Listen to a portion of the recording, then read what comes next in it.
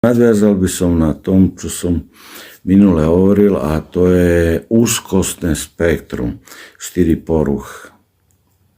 Panická porucha z agorafóbie alebo bez agorafóbie, generalizovaná úzkostná porucha, sociálna fóbia, izolovaná alebo špecifické fóbie. A teraz úzkosť, anxioznosť a agresivita.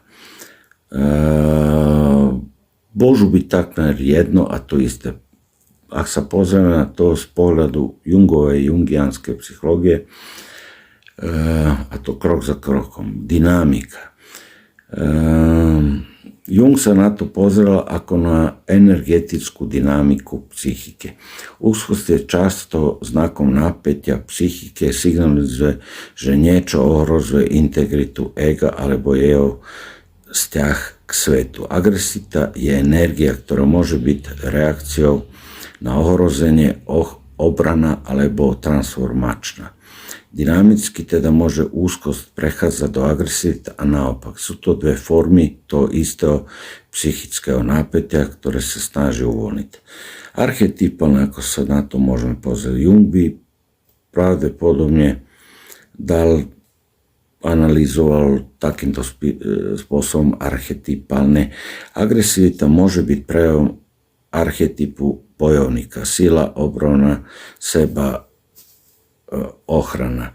Bojovník, rytier, áno, to vieme, ten archetyp, aktívna stránka moje je sadizmus, pasívna mazochizmus, pred ním je, keď je klient mladší, z neho v detstvu to je násilník, alebo zbabelec, a z toho vzniká archetyp hrdinu a potom aj toho bojovníka rytiera, povedzme, kde je násilník aktívna stránka, pasívna zbabelstvo. Úzkosť, tí protipóly sú veľmi dôležití, keď sa s týmto pracuje archetypne a dokopy aj s emóciami.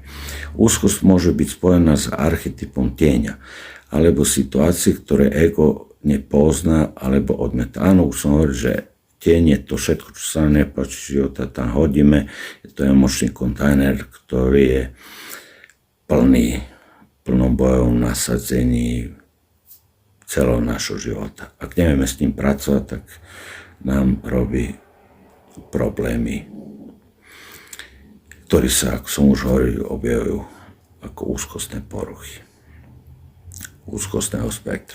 V tomto zmysle sa úzkosť a agresivita ako dve strany toho istého archetypálneho konfliktu, napätia medzi tým, čo ego pozná, a tým, čo je v hĺbšej psychickej potlačenie.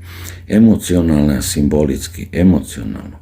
Úzkosť a agresivita sú blízke intenzite pocitov, ktoré psychika vyjadruje rôznymi spôsobmi. Symbolicky. Povedzme, Jung alebo jungianci alebo ľudia, ktorí ovládajú Junga, by hľadali, čo tieto pocity reprezentujú v živote klienta, alebo napríklad úzkosť môže symbolizovať stratu kontroly alebo ohrozenie agresivity reakciou na túto stratu. Často sú v snoch tieto pocity transformujú do obrazov, ktoré nie sú priamočiare, napríklad voda, tma, divé zvieratá, boje, hľadané cestu. Všetko môže byť symbolom vnútorného napätia medzi úzkosťou a agresivitou. Kompenzačné by to, ako som už hovoril, máme imaginatívnu, toto sme mali napríklad boje, môžu byť u tých, čo reality sníva sa im nejaký boj a reálno majú obrovský strach.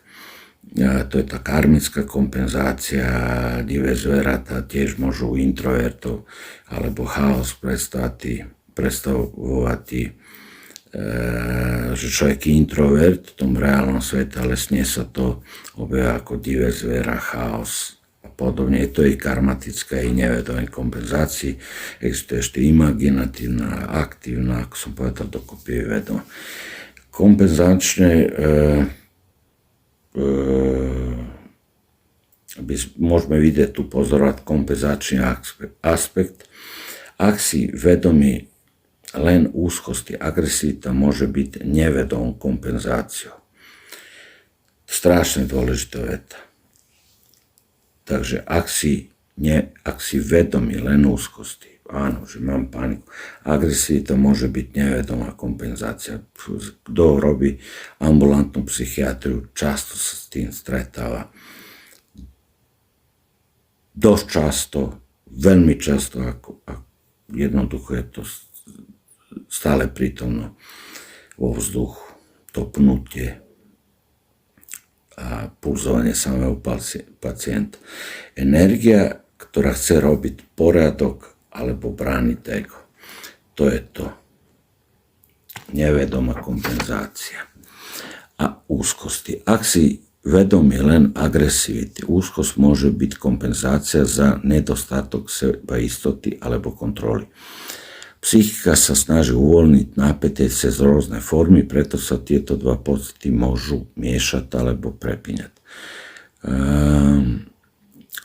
Sociálna fóbia cez jungianskú dynamiku psychiky podľa Carla Gustava Junga je dôležité chápať, že symptómy nie sú iba poruchou, ale symbolickým prejavom vnútorného konfliktu medzi vedomým egom a nevedomým. Už som vysvetlil, čo sú symptómy, takže ak sa len zaoberieme na jeden ústrižok z toho filma alebo celého života, keď to dáme metaforicky, film je celovečerný, celý život človeka a my to ústrižok dáme len jeden, takže nedozvieme sa nič, len to pozrieme a za 10 sekúnd môžeme odísť z kína. A tak rovnako aj z ambulancie psychiatra, psychologa. Takže je to komplexné. Symptóm je ústrižok a treba to pozerať celovečerný film od začiatku do konca. Až aj do toho, keď uvádzajú, kto komponoval hudbu, kto režiroval, akí herci, komparsisti tam boli a logistika. Štruktúra a dynamika sociálnej fóbie podľa Carla Gustava Junga, ego a persona napríklad. Sociálna fóbia sa zvyčajne spája s personou, sociálnou maskou, ktorú nosíme, aby sme boli prijatí. Osoba s fóbiou cíti, že jej persona nie je dostatočná alebo že bude prelomená. Ego sa bojí, že vnútorná slabosť, neistota alebo potlačené obsahy budú odhalené pred ostatnými. Tieň, sombra alebo sociálna úzkosť často ukazuje na projekciu tieňa. Osoba nevedome predpokladá, že iní si všimnú alebo odsúdia tie vlastnosti, ktoré sami potlačajú. Napríklad neistotu, agresivitu, telesné nedostatky. Čím neprijatie vzťah k tieňu, tým silnejší je strach z pohľadu druhých.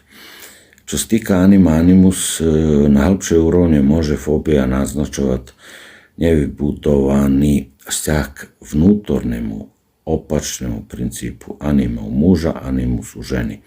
Neintegrovaný vnútorná postava sa prejavuje ako prísny vnútorný kritik alebo ako pocit, že druhý má hodnotia alebo odmietajú. To som už hovoril základom tej definície hodnotenie inými ľuďmi a strach zo zlyhania.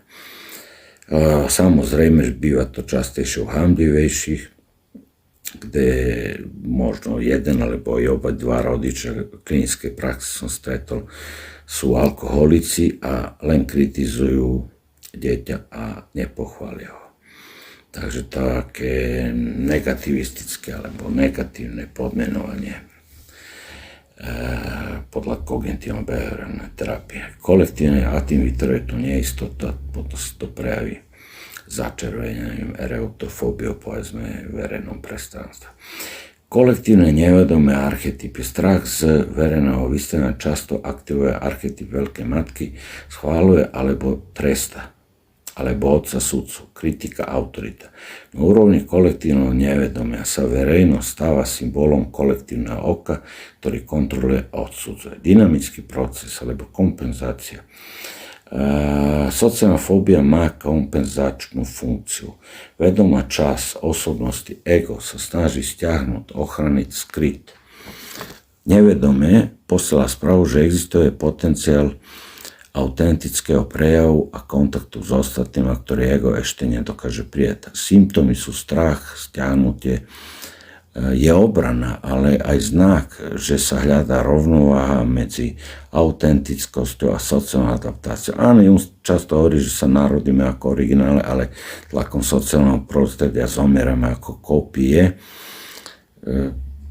Je to veta, ktorá skutočne popisuje to, čo sa stáva od detstva až do konca života človeka.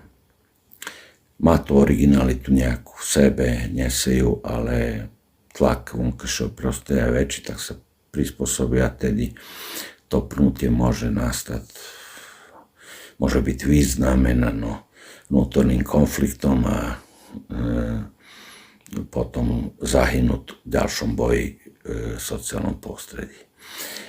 Obranné mechanizmy, myslím týmto duchovnej sféry alebo sféry psyché, animy, pneumy, ale nereálno, aby sa zúčastnili vojny. Obranné mechanizmy v dynamike, vyhýbania sa, stiahnutie sa z sociálnych situácií. O vyhýbavom správaní som už hovoril, to je doprevádzajúce prakticky u všetkých fóbií. Projekcia, presvedčenie, že iní si myslia negatívne o mne, v skutočnosti je to vlastná kritika, introjekcia, vnútorný hlas autority, o tom som hovoril, to je to imago rodičovské, ktorý súdi, idealizácia druhých a podceňovanie seba. Na idealizáciu ako obranný mechanizmus ide ako aj devaluácia, a to je tá druhá strana, keď najprv sme náčení niečím a potom devaluujeme. Môžeme byť i sami seba. Urobil som to dobre, a potom nie je to nič dôležité. A lízis, ako keď dáme, ako cesta von celého tej problematiky sociálnej fóbie, v jungianskej terapii cieľ nie je vymazať fóbiu, ale rozvinúť vedomý vzťah s personou, aby bola flexibilnou maskou, nie celou osobnosťou. Najhoršie, čo sa môže stať v tomto prípade, keď sa persona identifikuje povedzme s tieňom. Toto je ako taká ťažká robota. Ale s tým sa dá pracovať. Integrovať vlastný tieň, uvedomiť si, že vnútorná kritika a nastane vnútorná kritika sa projektuje na druhých. To je identifikácii persony a masky jednoducho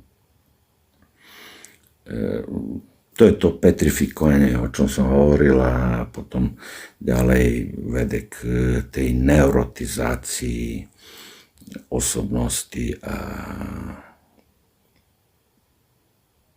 jednoducho utrpeniu. Uvedomiť si vnútornú autoritu, archetypický otec, sudca, oslobodiť sa od jej tyranie. Prostredníctvom symbolickej práce, sny, imaginácia, aktívne tvorenie, a tu sa myslí aktívna imaginácia, existuje pasová, niečo sa deje, sledujeme, ale aktívne, keď sa to, je určitý postup, nebych o tom teraz.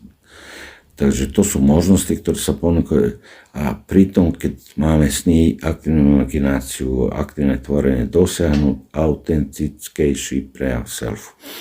Najkrajšie je to, keď deti za mladá začnú sa zaoberať povedzme súbormi alebo hraním nejakým instrument, športom, tak tým sa exponujú a aj tá sociálna fóbia prináša menšiu záťaž počas života jednotlivca. A nakoniec by som povedal, že sociálna fóbia z jungovského pohľadu nie je iba strach z druhých, ale vnútorný konflikt medzi personou, maskou, ktorú svet vidí, a potlačenými obsahmi tieňa a vnútorných archetypických postav. Terapia je zameraná na zmiernenie a integráciu pričom symptom je znakom, že psychika usiluje o rovnováhu a hľada hĺbší, autentickejší prejav.